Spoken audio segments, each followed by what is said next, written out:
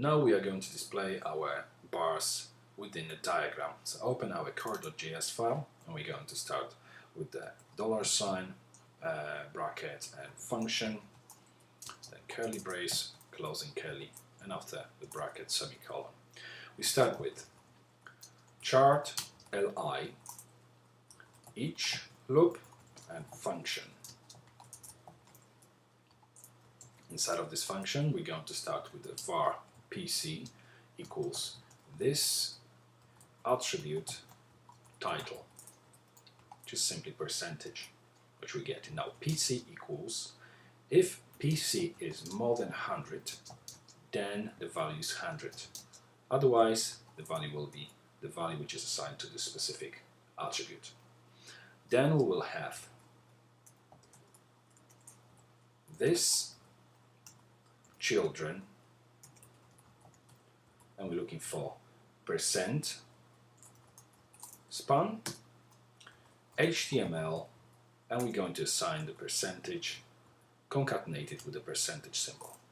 So if we save the file now, or go back to our browser, refresh the page, you can see the values which are assigned to the title tags of the li tags within the chart unordered list are now displaying on the right hand side in our percentage span.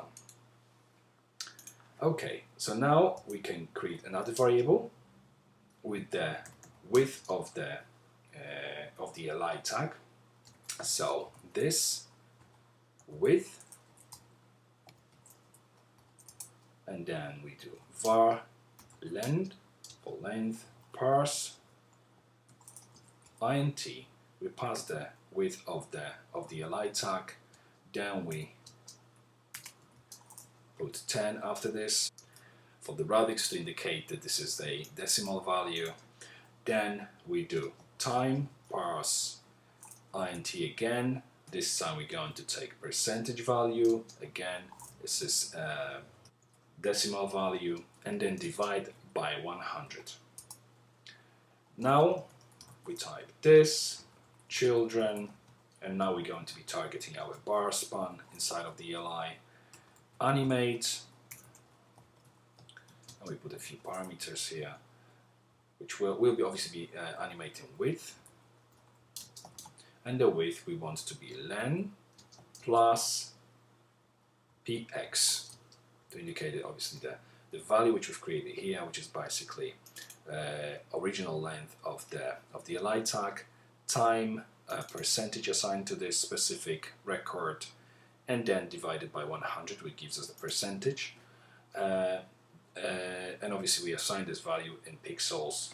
Then we have speed after this, 1500 milliseconds for the animate. I'm going to close the browser here so you can see everything a little bit clearer. So that's everything inside of this function. So if we now save the core.js, go back and refresh, our bars are now animating, and everything seems to be working fine apart from the color. So if we go back to our editor, open the browser, open our index.html, we can see that all of them, they have assigned class red, because obviously I've copied them over and didn't change the class. So if we open our CSS file to make sure that obviously we're assigning the right color, we have red, then we have blue. So if I assign blue here, then we'll have yellow. After yellow we have orange, and at the end we have purple. Okay, if we set our index, we can close it together with the CSS file. We can also close the browser. Now go back to our web browser, refresh again, and you can see all colors are right, the values are displaying on the right hand side, and our bars are also displaying the relevant width. Okay, now we're going to move to the next video, and I'm going to show you how to do this changing of the width and the values when you change the value inside of the field.